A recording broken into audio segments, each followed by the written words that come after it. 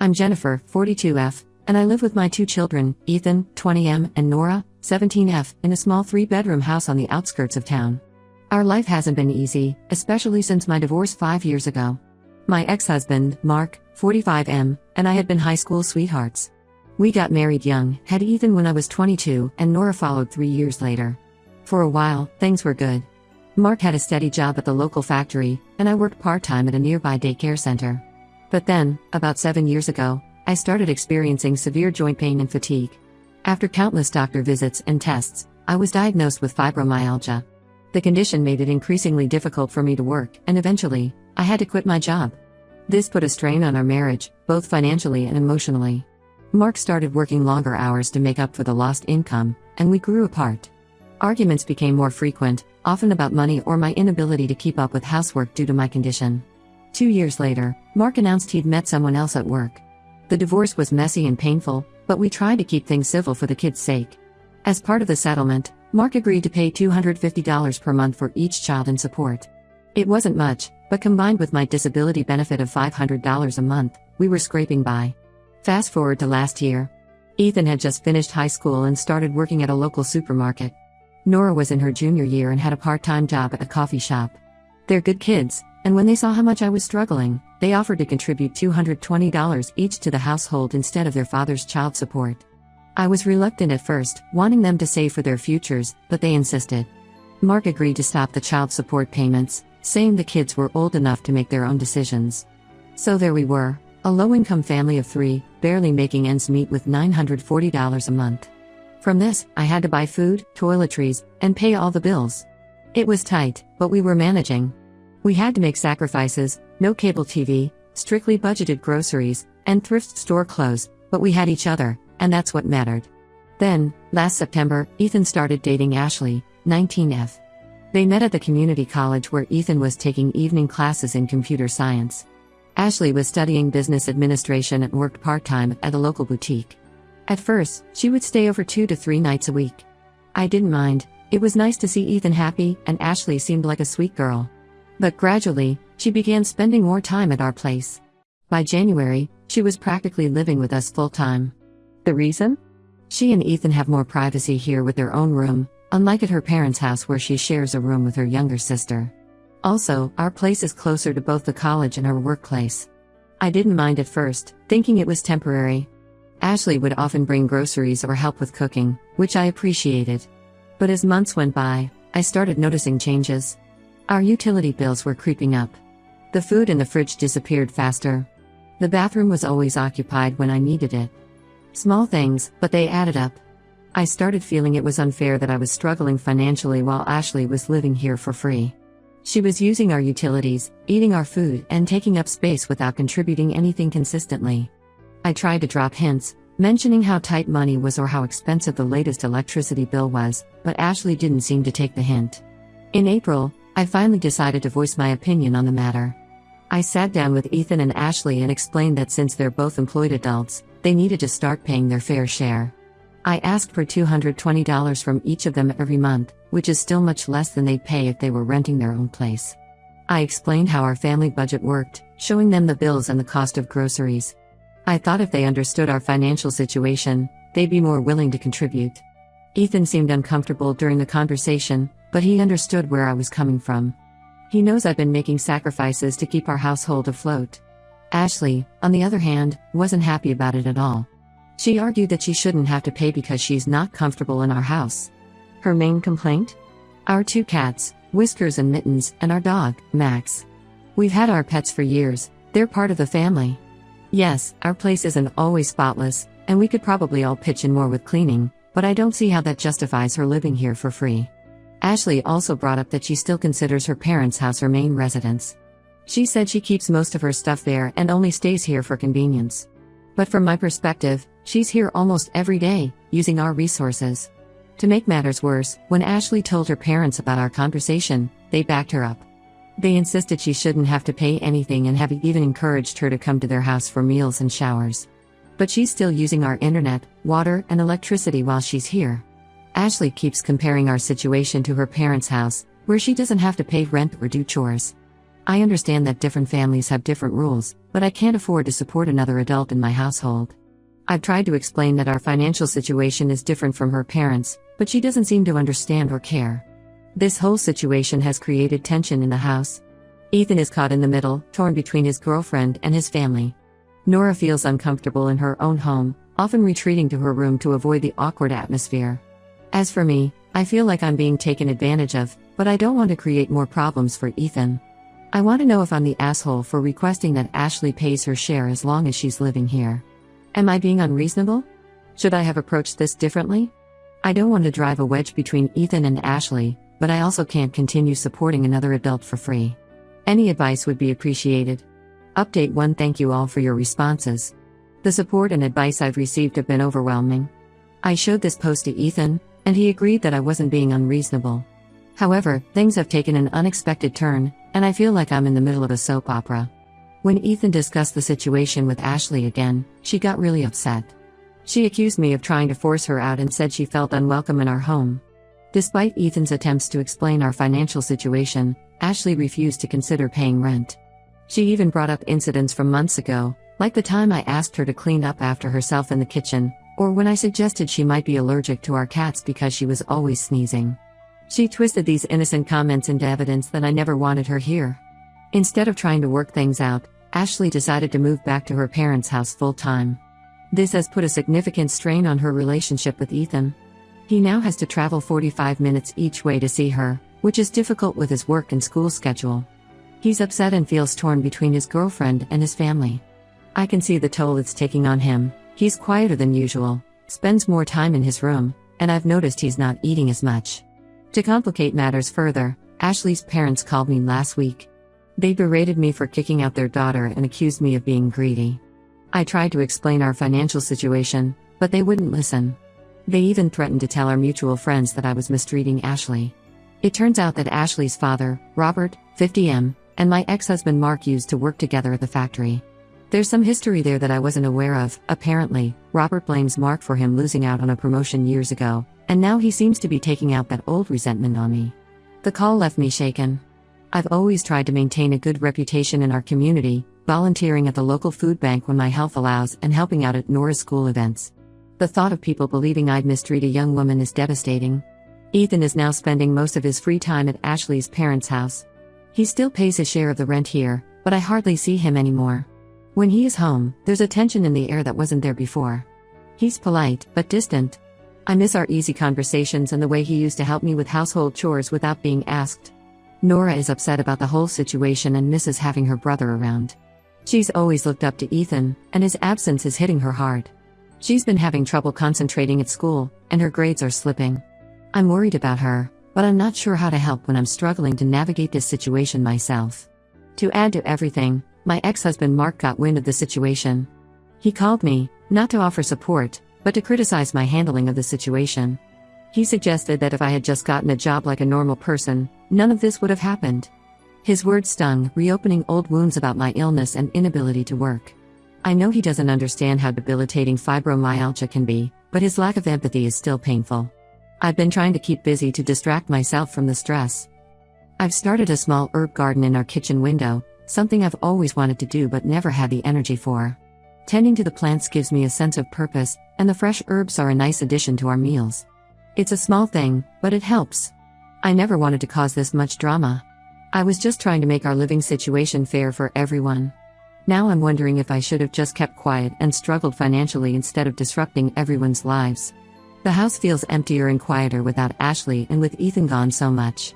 Even our pets seem to sense the change. Max the dog keeps waiting by the door as if expecting Ethan to come home. I'm torn between standing my ground on what I believe is right and fair, and trying to mend fences for the sake of family harmony. Should I reach out to Ashley and try to smooth things over? Should I just accept that she'll be here without contributing?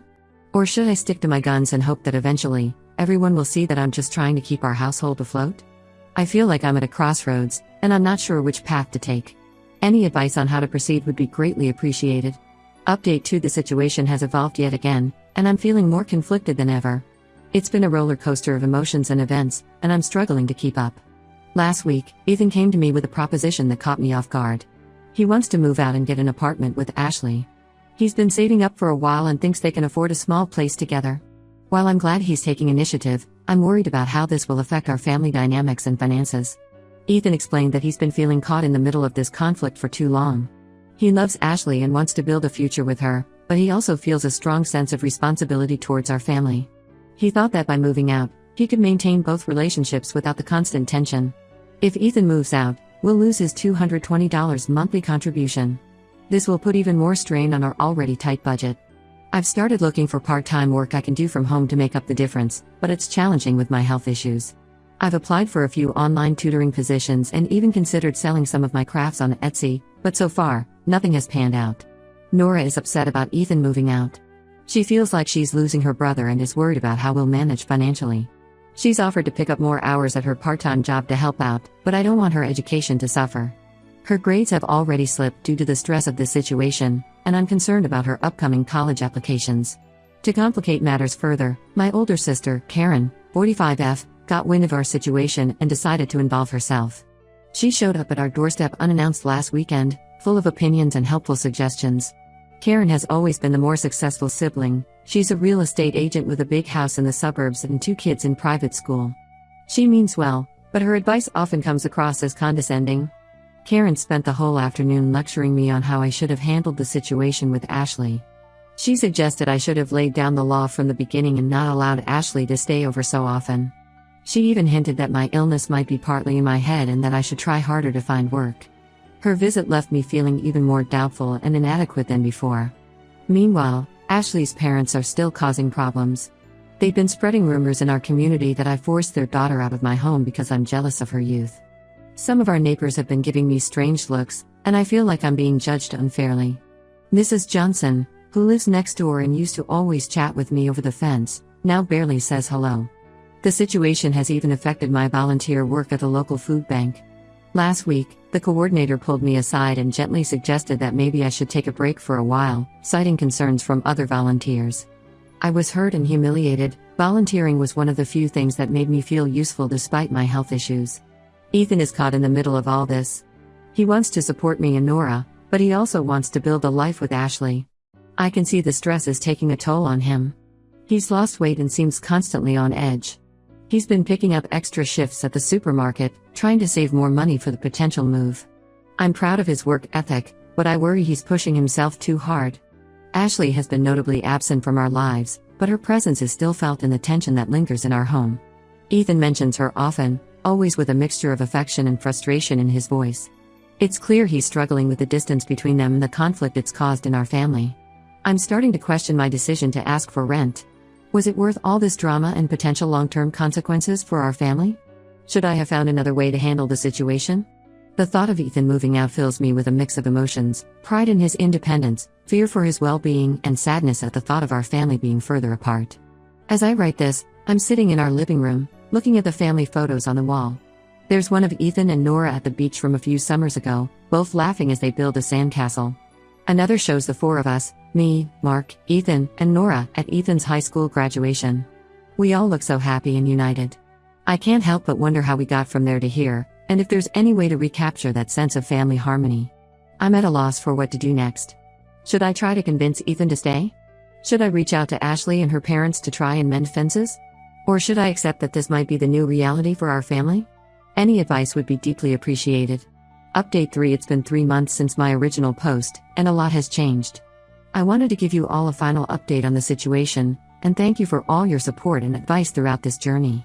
Ethan and Ashley did end up moving out together. They found a small studio apartment about 20 minutes away from our house. It's been an adjustment for all of us, but I think it was ultimately the right decision for them to have their own space. The day they moved out was bittersweet. I was proud of Ethan for taking this step towards independence, but it was hard to watch him pack up his childhood room. Financially, it's been tough without Ethan's contribution. I managed to find a part-time data entry job I can do from home, which helps a bit. It's not much, but every little bit counts. On good days, I can work for a few hours at a time. On bad days, when my fibromyalgia flares up, I have to take it easy. My boss has been understanding about my condition, which is a relief. Nora has been amazing through all of this. She stepped up in ways I never expected, picking up extra shifts at her job and helping more around the house. She's even started cooking dinner a few nights a week, experimenting with budget-friendly recipes she finds online. I'm incredibly proud of her maturity, but I also feel guilty that she has to take on so much responsibility at her age. We've had some good talks about the situation, and I've made sure she knows how much I appreciate her help while also encouraging her to focus on her studies and enjoy her last year of high school. The situation with Ashley's parents has somewhat improved. After Ethan and Ashley moved out, the rumors died down. I think people realized there wasn't much drama to gossip about anymore. Some of our mutual friends reached out to me after hearing both sides of the story, and they've been supportive. Mrs. Johnson, our neighbor, even came over with a homemade casserole last week, apologizing for her previous coldness. It's a relief to have some of the social pressure off, though I still feel a bit wary in social situations. My relationship with Ethan has been a work in progress. At first, he was distant, only calling once a week or so. But gradually, we've been rebuilding our connection. He comes over for dinner once a week now, and we're slowly getting back to a good place. These dinners have become a bright spot in my week, a chance for our family to reconnect and share news. Ethan's admitted that living on his own has given him a new appreciation for the financial struggles I've been dealing with. He's even offered to help out with some bills, but I've declined. I want him to focus on building his own life. Ashley and I are on speaking terms now, but things are still a bit awkward. She came to dinner with Ethan a couple of times, and while the conversation was polite, there was an underlying tension. She's apologized for her initial reaction to the rent request, saying she didn't fully understand our financial situation at the time. We're not close, but we're civil for Ethan's sake. I'm trying to see things from her perspective. She's young and was probably scared of the adult responsibilities I was asking her to take on. My ex-husband, Mark, surprised me by reaching out after he heard about Ethan moving out. He offered to increase his financial support for Nora, acknowledging that our household expenses haven't decreased much even with Ethan gone. It was a gesture I appreciated, and it's led to a slightly more amicable relationship between us. We're not friends, but we can at least have civil conversations about the kids now. My sister Karen has also had a change of heart. After seeing how we've managed through this difficult time, she's become more supportive and less judgmental. She's even offered to help Nora with her college applications, using her connections to arrange some campus visits. Looking back, I still believe I was right to ask for rent, but I wish I had handled the conversation differently. Maybe if I had explained our financial situation more clearly from the beginning, or had individual talks with Ethan and Ashley instead of confronting them together, things wouldn't have escalated the way they did. It's a lesson I'll carry forward. Clear communication is key, especially when it comes to sensitive topics like money. This whole experience has been a harsh lesson in many things: communication, setting boundaries, and the complexities of family dynamics. It's also shown me how quickly things can change, for better or worse. Our family unit looks different now than it did a few months ago, but in some ways, I think we're stronger for having weathered this storm together. I've learned a lot about myself through this process too. I've realized that despite my health challenges, I'm more resilient than I thought. I've found ways to contribute financially that work with my limitations, and I've learned to ask for help when I need it, something I've always struggled with. As for the future, I'm cautiously optimistic. Nora is excited about college, Ethan seems happy in his new place, and I'm slowly rebuilding my social connections in the community. Our finances are still tight, but we're managing. I'm even considering taking an online course in bookkeeping to expand my job prospects. Thank you to everyone who offered advice and support throughout this journey. Your input has been invaluable in helping me navigate this difficult situation. To those who might be facing similar challenges, I'd say this: stand up for what you believe is right, but be open to seeing things from other perspectives. And remember, family, whatever form it takes, can be a source of strength even in the toughest times.